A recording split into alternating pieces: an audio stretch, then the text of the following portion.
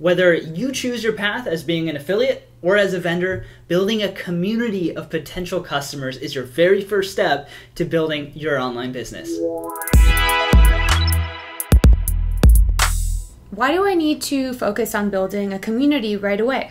Starting to build a community from the very beginning is going to allow you to build rapport with people and establish a relationship over time.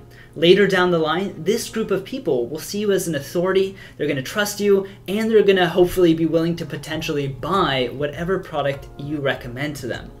So many people are talking about generating traffic as the key to starting, and I see this all the time. I get asked it everywhere. Traffic, traffic, traffic.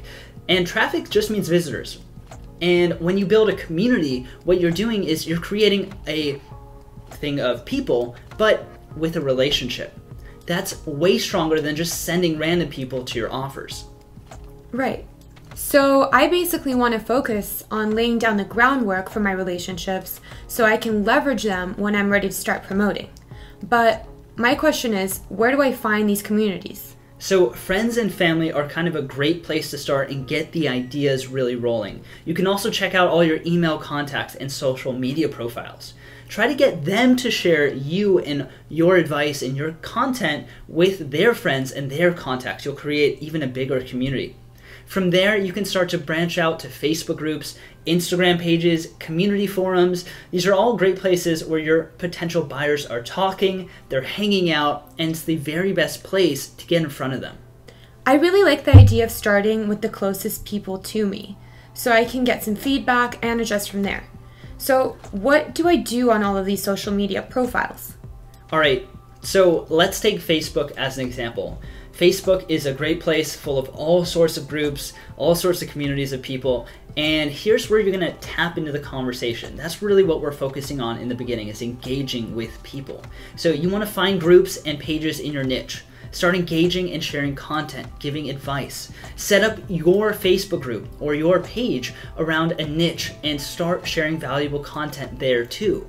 Invite people to join the conversation on your page, and you can do the exact same thing on Instagram and all the other social media platforms. So set up your own Instagram account, start sharing photos, valuable content in the captions, use it as a vision board and as a way to deliver cool facts, interesting finds, transformations that your potential buyers would be interested in. Drive engagement on your photos by following other accounts similar to yours and engage with their followers. That's kind of a way to grab up more of a community. You can follow people who follow accounts in your niche and draw attention to your own account to get likes, to get comments, to build your following and create that community. The same thing goes for forums. That's how I actually got started.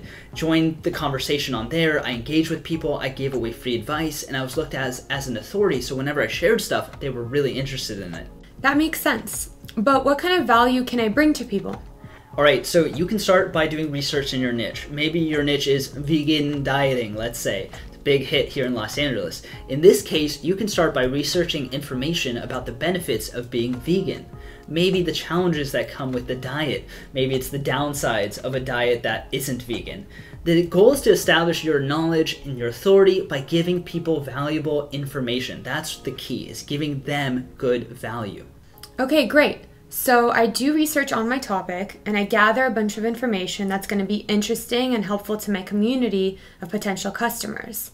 But can't I just use other people's communities that are already built and just market to their followers instead of building my own pages and accounts to create my own following there?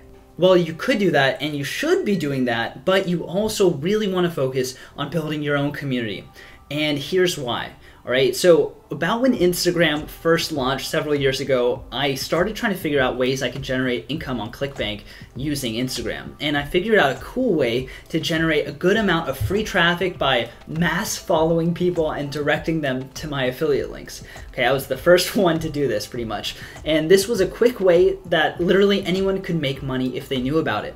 A week went by, it was going great, and then all of a sudden something changed. Okay, I was limited in the amount of people I could follow, the type of messages I could send, and all of a sudden my strategy wasn't making money anymore. My awesome new money-making strategy I figured out was gone.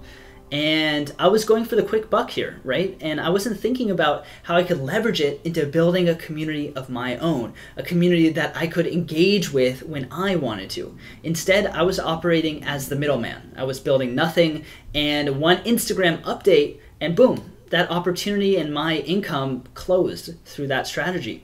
And I could have been using that strategy the whole time to send people to my own accounts, right? To my own Instagram, where I could build my own Instagram following or my own Twitter or YouTube or Facebook following. And I could have been able to market to those people even after the update because I would have had my own community. So you didn't build anything for yourself. You were relying on someone else's community instead. So what you're saying is we should build assets for ourselves. It doesn't matter if you're a vendor or an affiliate. You still want to be investing in something that you own. Yeah, exactly. And in our next episode, we're going to go a step further into building your own community. We're going to cover exactly how you can siphon away traffic to build your own email list. You could do this across all your social media platforms we've been talking about in this video. Collecting emails is going to help you keep in touch with your community and automate the relationship aspect instead of doing it one-on-one, kind of like you are now, and monetize the entire process. So look out for that in the next week's video. Make sure to drop a comment below and subscribe so you don't miss out. I'll see you then.